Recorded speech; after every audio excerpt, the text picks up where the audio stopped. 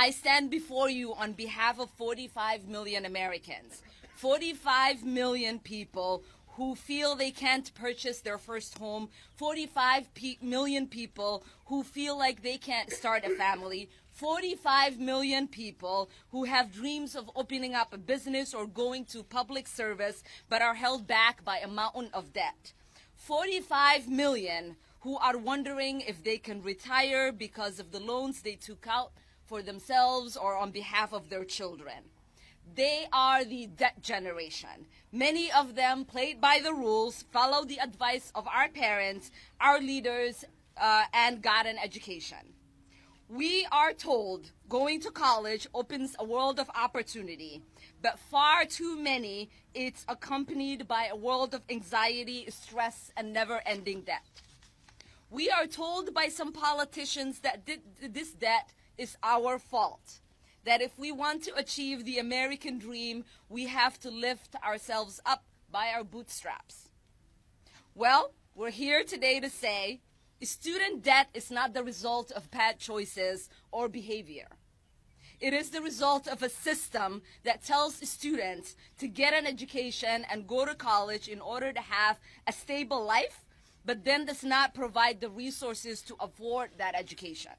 It is the result of a two-tiered education system, one for the rich whose families can afford tens of thousands of dollars for higher education, and another for the poor and the middle class who have to pay off that education for the rest of their lives.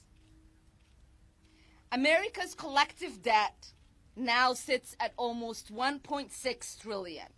Nearly 45 million Americans now have student debt, and the amount of debt an average student carries is rising. Young adults who graduated college with student debt now have a negative net worth, with median net worth that is less than the $90,000 it was in 2013. And parents are increasingly jeopardizing their retirement to pay off loans they took out on behalf of their kids so they can go to college. The scourge of student debt does not affect all Americans equally. Students of color face a higher risk of defaulting on their loans and struggle to find jobs to pay off these loans due to discriminatory hiring practices. First-generation and immigrant college students face much higher rates of default. And women who already face a wage gap and workplace discrimination owe 2/3 of a total student loan debt. That's why when I ran for Congress, I was asked over and over again, why is Washington ignoring this crisis? And what will I do to help fix it? And I promised them that I would do everything in my power to end the scourge of student debt once and for all.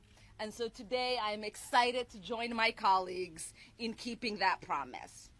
What my bill does is simple as it is revolutionary, as Senator Sanders says. It cancels all of 1.6 trillion student loan debt. No exceptions, no questions asked, full cancellation. Americans will no longer wonder if they can buy a home or start a family or open a business or retire. You might ask, why full cancellation? What about the people who can pay off their student debt? Well, let me say this. The children of Donald Trump aren't asking or taking out student loans. Canceling student debt is a problem of the poor and the middle class, not of the rich. So rather than making exceptions, let's end this crisis entirely once and for all. You might also ask, who will pay for it? Well, economic estimate that forgiving student debt will generate up to $1 trillion in economic activity. But we can go a step farther. And as I always say, America does not suffer from scarcity. We suffer from greed.